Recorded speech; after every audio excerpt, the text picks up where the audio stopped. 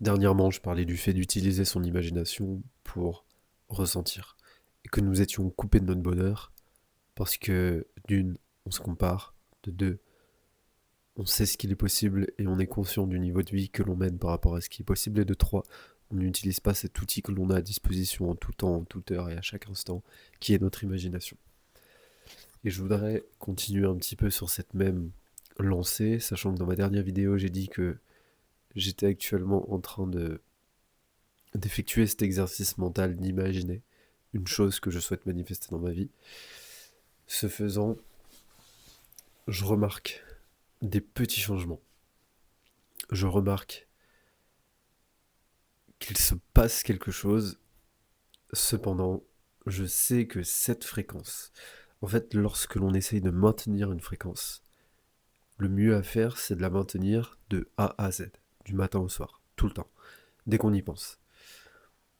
Ça ne veut pas forcément dire visualiser tout le temps, tout le temps, tout le temps, mais ce que ça veut dire, c'est essayer de ressentir tout le temps, tout le temps, tout le temps. Visualiser ne veut pas dire ressentir. La visualisation est une manière de ressentir. Les affirmations sont un pont pour ressentir. Tout comme la visualisation, tout comme n'importe quelle technique que l'on peut vous donner ou que vous avez pu voir, ou tous les conseils que vous avez pu lire, toutes les techniques qu'on a pu vous dire sur la manifestation, quelque part, ne sont pas nécessaires. La seule chose qui compte, ce n'est pas la technique, mais c'est bel et bien le résultat de la technique qui est de ressentir. Donc ce qui compte en réalité, c'est ressentir comme si vous aviez déjà ce que vous voulez avoir. Peu importe la manière dont vous y arrivez. Cependant, c'est ce que j'ai remarqué, vous allez le remarquer si vous le faites, c'est qu'il y a des moments où c'est plus dur. Il y a des moments où vous le ressentez de fou. Actuellement, je suis en train de ressentir une certaine vibration, un certain feeling que je souhaite, une situation désirée dans laquelle je ressentirai ce que je ressens quand j'y pense. Et il y a des moments où je le ressens ultra facilement, où ça vient tout seul, où je me sens libéré, genre comme si tout s'ouvrait à l'intérieur, et vraiment j'en ai des émotions telles qu'elles seraient si vraiment je vivais ce moment. Et donc ça, le fait de le maintenir du matin au soir, de le faire, et ça demande une discipline mentale de fou, faut pas croire. En fait, c'est pas forcément ultra difficile, mais il faut toujours être concentré. Et cette capacité de concentration, d'attention, si vous passez votre temps sur les réseaux sociaux, attention, sur le porno, sur les séries, etc., ça va être beaucoup plus difficile de l'utiliser à bon escient. C'est pourquoi il est important, dans ce sens, de réduire. De réduire largement. Vous allez voir une chose aussi, et c'est ce que j'ai remarqué cette semaine, c'est que mon temps d'écran a diminué. C'est-à-dire que plutôt que d'écouter une vidéo pendant que je conduis, d'écouter une vidéo pendant que je mange, d'écouter une vidéo pendant que je me brosse les dents, etc., je suis plus occupé à essayer d'imaginer du coup, et à imaginer dans ce moment-là, à faire des petites visualisations ou à essayer de ressentir que je n'ai même pas ni le besoin, ni l'envie, ni le temps de regarder ces vidéos. Et du coup, mon temps d'écran est drastiquement diminué à ce moment-là. Donc double effet positif, l'un dans l'autre, hein. Le fait de diminuer les écrans augmente l'attention qui permet de se concentrer du coup sur l'intérieur, sur ce que vous devez ressentir pour atteindre ce que vous voulez, et par effet automatique, ça va vous permettre de diminuer également votre consommation d'écran. Donc c'est l'un dans l'autre, c'est un double effet positif. Et ce que je voulais dire du coup, c'est qu'il y a des moments où c'est facile, où le ressenti arrive tellement facilement, et il y a d'autres moments où le ressenti est beaucoup plus dur à faire venir, et beaucoup plus coincé, comme s'il y avait une barrière énergétique, ou comme si l'énergie n'était pas fluide. Et notamment, de ce que j'ai remarqué hein, sur une semaine, il faut le savoir, ça fait une semaine que je suis concentré. Sur une semaine, du coup, depuis que je pratique ça, évidemment, il y a des moments où c'est assez compliqué de s'y concentrer juste tout bonnement, mais il y a d'autres moments où on peut encore s'y concentrer, et comme aujourd'hui par exemple, l'énergie, elle a l'air bloquée. C'est-à-dire que depuis ce matin, et il y a d'autres moments comme ça dans la semaine où l'énergie est bloquée, et c'est-à-dire que vous avez beau essayer de vous concentrer, de visualiser, d'essayer de ressentir le feeling, il y a, il y a trop de distractions, et que ce soit des distractions écran comme j'en ai parlé, mais aussi des distractions du quotidien ou votre travail. Moi, c'est à mon travail. Je fais de la restauration, donc si je fais un service en restauration, et que c'est le rush, et que je dois penser à plein de trucs, et que j'ai plein de trucs à faire, et que j'ai fini tard, et que j'ai à peine dormi, et que je repars le lendemain matin, que j'ai à peine eu le temps de me préparer, etc., et qu'il y a des clients qui arrivent, en fait, j'arrive pas du tout. À ce moment-là, j'ai quelques petites étincelles de ressenti, mais sinon, le reste du temps, c'est bloqué, j'arrive pas à me concentrer, comme si mon attention était prise par autre chose. Et c'est une question d'attention, d'énergie. Et en ce sens, je pense que c'est important de recentrer son énergie, de recanaliser son énergie, prendre une bonne douche, faire une bonne méditation, une bonne nuit de sommeil, faire quelque chose qui va... Une bonne séance de sport notamment, et c'est ce que j'ai fait aujourd'hui, j'ai fait une séance de sport au soleil. Euh, Juste après, j'ai ressenti des émotions. Et c'est le seul moment de la journée où j'ai réussi à pleinement le vibrer et à pleinement le ressentir. En revanche, dès que je suis retourné au travail, c'est redescendu aussitôt, la fatigue, le fait de... Alors que paradoxalement, c'est dans cette situation où je devrais justement le plus ressentir possible, le ressentir le plus possible la situation désirée, euh, et ne pas ressentir des émotions négatives dues à la situation actuelle. Bref. Donc, dans ce chemin d'apprentissage et de manifestation, oui, il y a des moments où l'énergie est bloquée.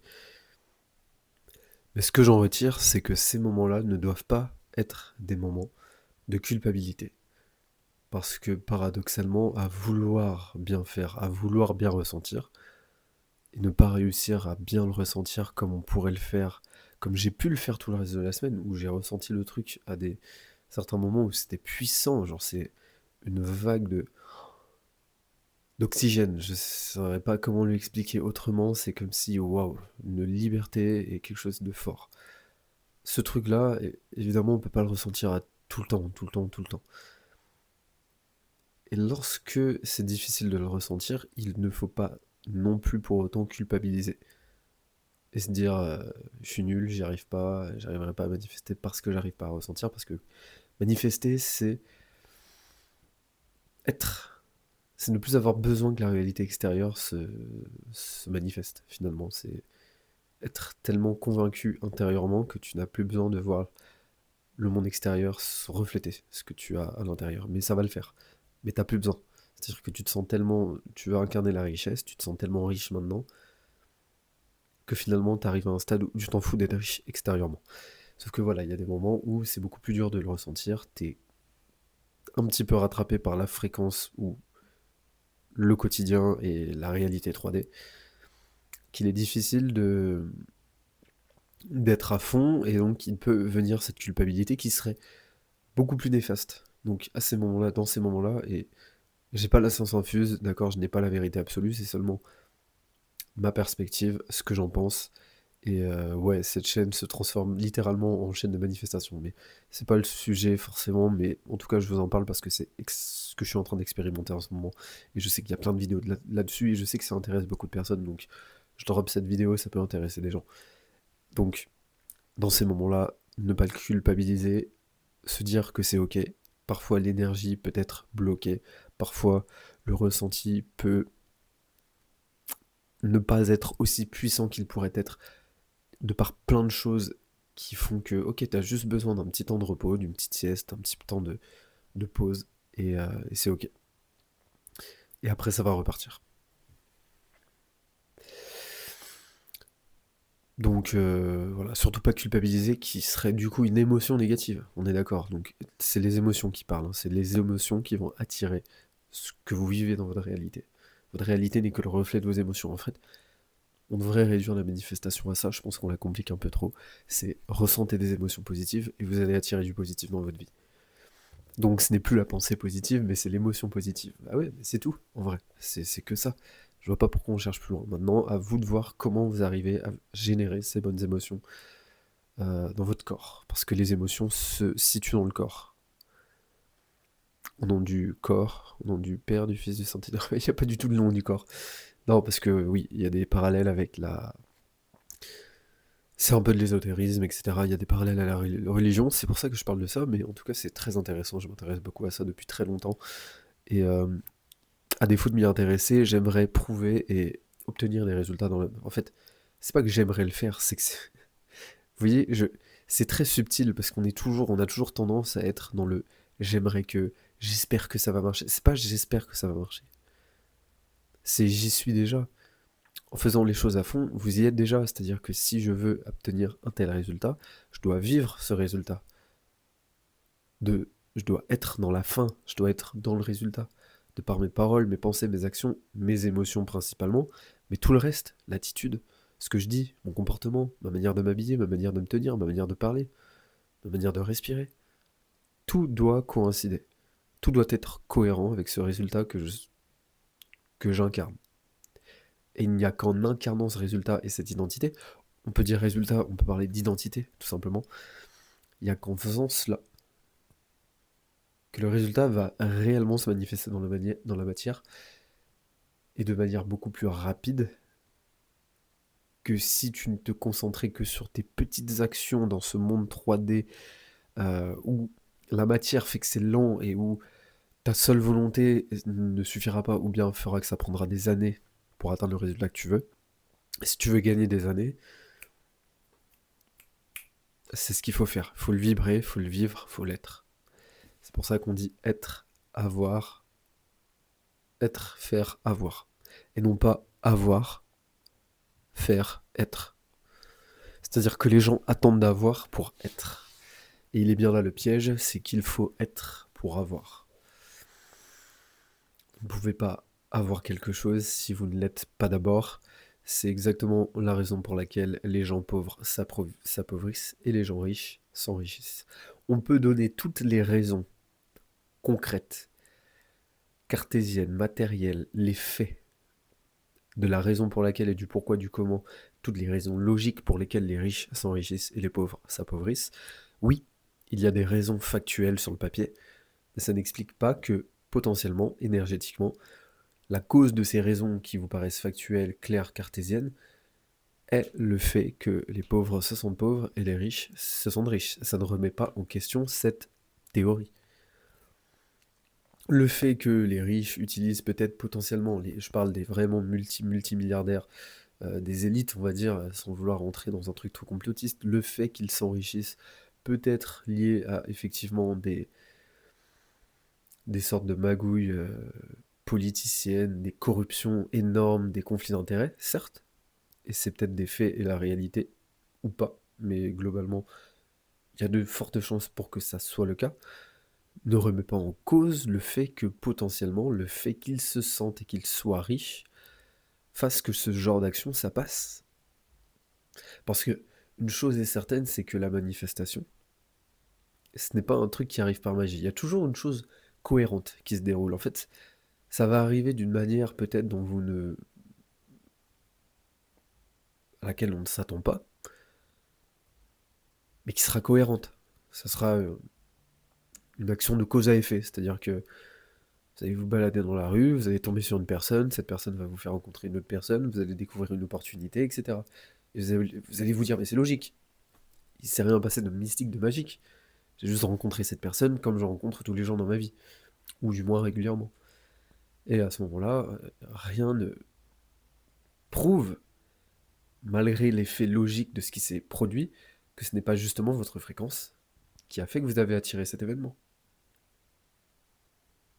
Bien au contraire, il y a de fortes chances que ce soit le cas. Donc voilà, c'était la vidéo bilan de cette première semaine.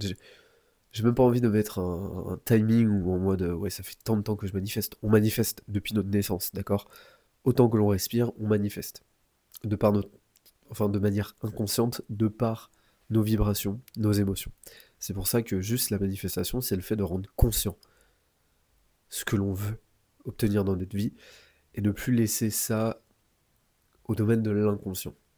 Donc c'est-à-dire de choisir nos émotions. Et c'est là toute la partie, et c'est là tout le jeu, c'est là tout le game, et ça demande de la concentration. Messieurs, mesdames, si cette vidéo vous a plu, je vous laisse vous abonner, mettre un like, commenter. Faites ce que vous voulez, j'en sais rien, je dis ça tellement par réflexe. Et je vous donne rendez-vous au prochain numéro. Sur ce, bonne nuit.